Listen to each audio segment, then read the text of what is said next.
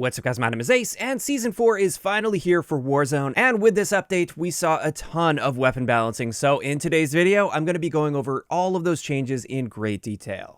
And there's so much to get into, let's just dive right into it at the beginning here. And before we get into the weapon changes, just wanted to point out a few other important gameplay changes that they made here. First up, with the 1911, which is the starter pistol in Warzone right now, they made it so it's now going to take you 3 melee hits to down a player that has 200 HP. So that's somebody that has just landed in at the beginning of the game. And this should be reducing that frustration a little bit when you first land in and you start shooting someone and they just run up and hit you twice with their gun. Additionally, they added the combat bow kill streak in the loot pool. They reduced the spawn rate of the self-revive. And then they also buffed the snapshot grenade, and this is actually a pretty huge buff. First up, what they did to this is they increased the reveal duration from 1.25 seconds up to 2 seconds. Which is a nice buff. However, the next part of the buff is the really big part, and this is snapshot grenades will now reveal enemies for your entire squad, whereas previously it would only work for you, which meant it just wasn't that great in squad-based modes, whereas now it's going to be much more useful.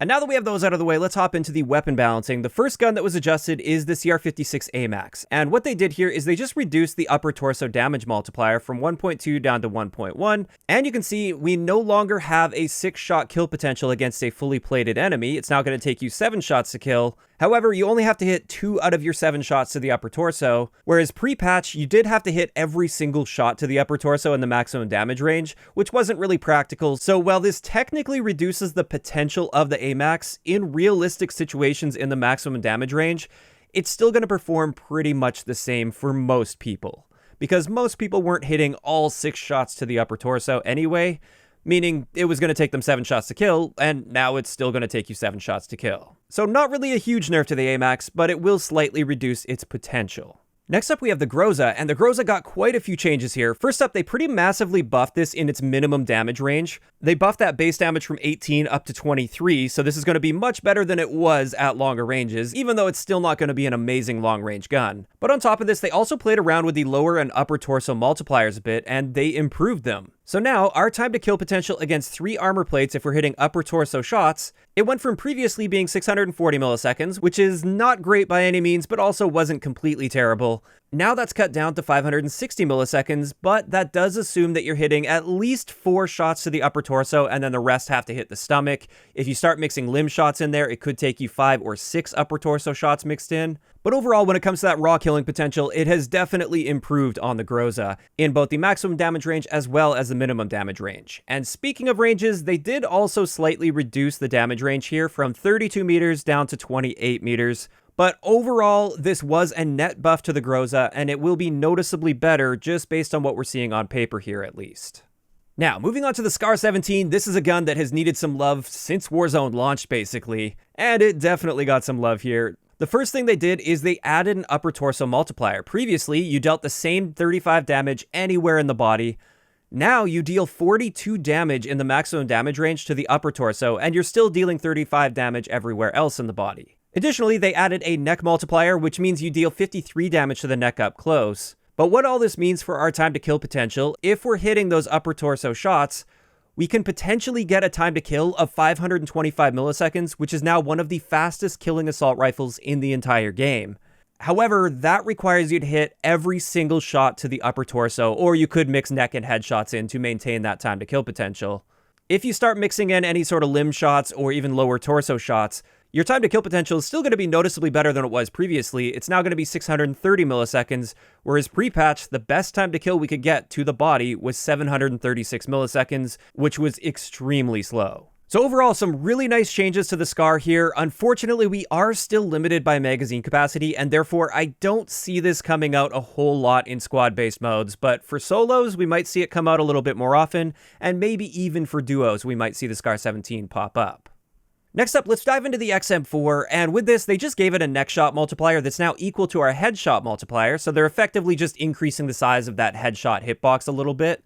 And now it's going to require 2 head or neck shots mixed in with body shots in order to reduce the number of shots to kill against a fully plated enemy, which honestly, this isn't going to change too many situations, but it will very slightly improve the effectiveness of the XM4. Now, moving into the pistol category, this one was a little confusing because their patch notes don't align with the data that I previously collected on the M63. But I am confident in that data I collected. But in either case, let's show you guys what they did here. Basically, they bumped up the base damage from 30 to 33, and then they adjusted all of the multipliers so that none of the other values technically changed. So our upper torso damage is still going to be the same at 36, and our headshot damage is also going to be the same. So this doesn't affect our time to kill potential to the body if we're hitting upper torso shots. All this does is it makes it so if we aren't hitting upper torso shots, if we're just shooting in the stomach or the limbs, it's only going to take us up to 8 shots to kill, whereas previously it could take us 9 shots to kill in the maximum damage range. So I guess it's going to be a little bit more forgiving, but the potential is still the same.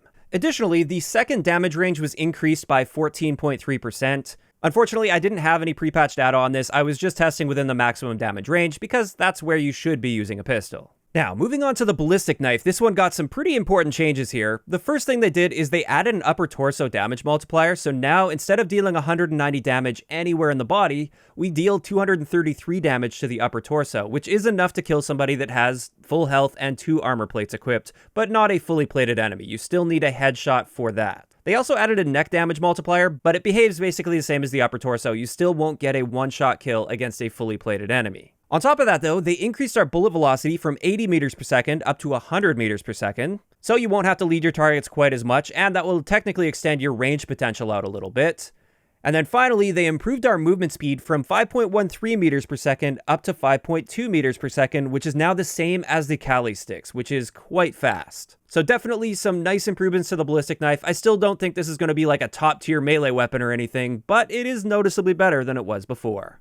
Now after that, we had some changes to the Street Sweeper. I still haven't done really detailed testing on shotguns in Warzone, especially the Cold War shotguns, so I don't have any pre-patch data, but I can just tell you guys what the patch notes say here. Our maximum damage range was reduced by 24%, which is a massive reduction, so it really seems like this is a pretty big nerf to the Street Sweeper. But they also nerfed the second damage range by 18%, and the third damage range by 7%, and they slowed the movement speed down by 1%.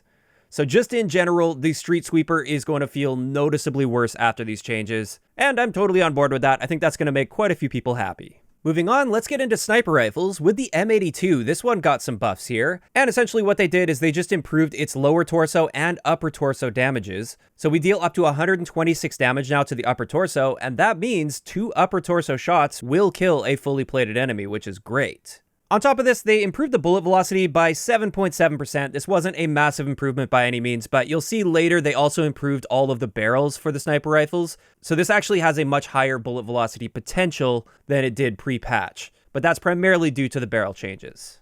Additionally, they changed up the base optic for the Swiss K31, and you can see pre-patch versus post-patch here. Personally, I don't like the post-patch version nearly as much. I definitely preferred that pre-patch optic. But that is largely subjective. Maybe some people will prefer this post-patch optic.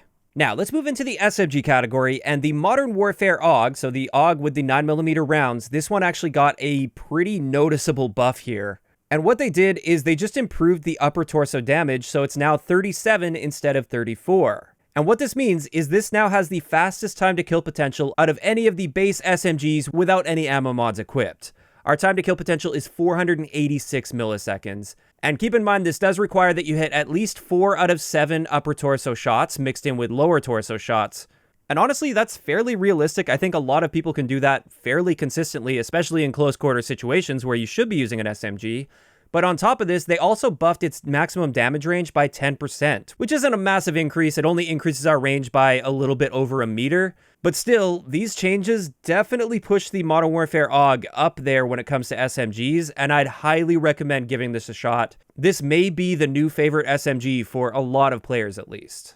But after that, with the Bullfrog, they adjusted the iron sight ADS position, and it says this is to allow for better aim down sight visibility without optics. I personally disagree. I like the iron sights pre-patch more, and I think we actually end up seeing more idle sway out of this. I think it looks worse. I think it's more obstructive. But again, this is somewhat subjective, so you might have a different opinion on that.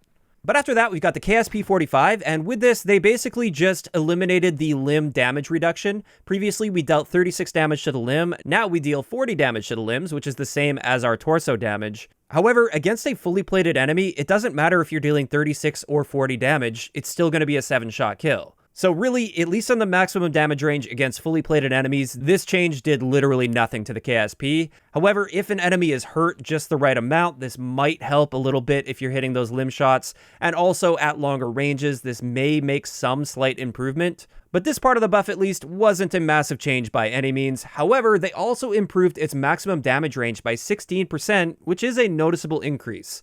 So at least with that, you might notice a slight improvement with the KSP. But then we've got one of the big highlights of this update. The Milano 821 got quite a big buff. And what they did here is they just increased its damage values across the board. It now has a better upper torso multiplier. It deals more damage to the lower torso than previously, but not as much as the upper torso. And even our base damage has improved very significantly. And what this does to our time to kill potential is pre-patch we had the slowest time to kill potential in the SMG category at 729 milliseconds.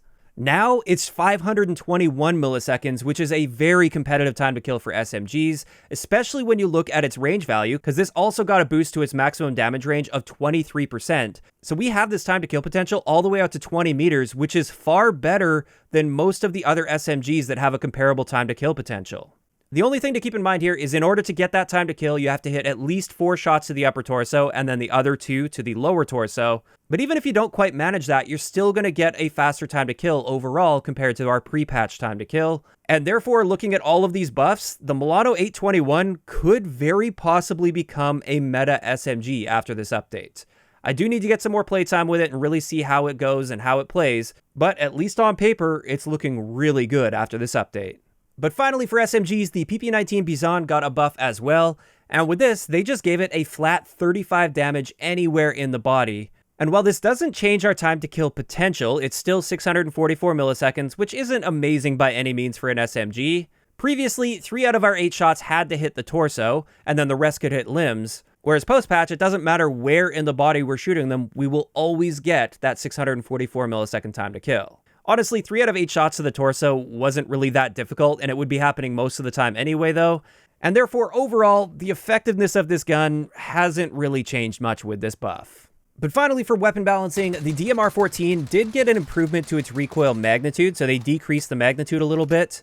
Honestly, looking at it pre-patch versus post-patch, it's not a massively noticeable difference by any means, but it will be slightly more consistent at hitting shots when spamming at the maximum fire rate. So that's finally it for the base weapon changes, but now we have some attachment changes that are quite important to point out here. First up, the combat recon barrel on the Cold War sniper rifles got buffed across the board. Basically, our bullet velocity increase is just slightly better now than it was pre-patch, and essentially this is just designed to give the Cold War sniper rifles a very similar potential when it comes to bullet velocity compared to the Modern Warfare sniper rifles, using their best barrels for bullet velocity. You probably won't notice a massive change in this area while using this barrel, but it will be helping a little bit at least.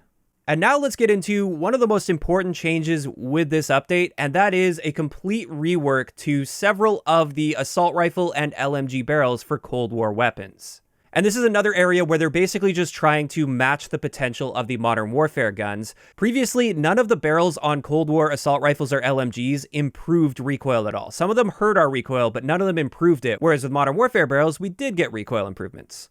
So I threw a quick chart together just so you could use this as a quick reference. Keeping in mind, I didn't keep the barrel names here. Instead, I just went 3rd, 4th, 5th, and 6th barrel. And that's because the name will change depending on which gun you're using, even though the stats remain the same and the order within the barrel list is always going to be the same. So for our 3rd barrel attachment, which is commonly known as the reinforced heavy barrel, but for some guns it's like the match grade or something different, we get a 25% boost to our bullet velocity, which is awesome.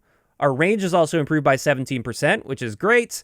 And now this improves our recoil. Both horizontal and vertical recoil is improved by 7.5%. So this is a nice balance here where we get some boosts. It's not as much as some of the others, but our downsides aren't quite as bad. Now the downsides with this is our aim down sight movement speed is decreased by 10%. Our sprint speed is reduced by 2.5%. Our aim down sight speed is reduced by only 3%, so it's not too bad. And then our hip-fire spread is increased by 25%. And an increase to hip-fire spread is not a good thing. That means you have a wider spread and you'll be less effective at hip-firing. So lots of new upsides, but also lots of new downsides to this. And this is, again, designed to sort of match the Modern Warfare counterparts. As for the 4th barrel attachment, this one is commonly referred to as the Ranger barrel, but again, it can change depending on the gun. With this, we now get a 50% increase to our bullet velocity, and it also helps with our vertical recoil control by 15%. So I think this is actually going to be a very popular choice for a lot of guns, especially guns that tend to have vertical recoil, but not much horizontal. And the only downside to this is it increases our hipfire spread by 20%. As for the next one, this is the 5th barrel, which is commonly known as the takedown barrel. This one increases our damage range by 35%, but it doesn't improve our bullet velocity at all, and it helps with horizontal recoil control by 15%. So this one might be good for some of the more close quarter assault rifles that have a lot of horizontal recoil. Aside from that though, I wouldn't recommend it for a long range build because you don't get any bullet velocity boost. But finally, for the 6th barrel attachment, this was the biggest change by far. Previously, this barrel attachment would actually hurt our recoil control with most guns. Now we get a 50% improvement to bullet velocity, which is amazing. Our range is improved by 35%, which is also great. And then our vertical and horizontal recoil control are both improved by 15%. So this is clearly designed for those guns that are designed for really long range fights. You get some incredible stats out of this. However, it also comes with the biggest downsides. Basically, every downside that we had with the 3rd barrel attachment, just double it. So we get double the pros, but also double the cons. So this is going to be hurting our aim down sight time, our sprint speed, as well as our ADS movement speed and hip fire by a noticeable amount. And therefore, I would only recommend the 6th barrel attachment for guns that are truly designed for long range, because you're definitely going to be hurting them in those closer range situations.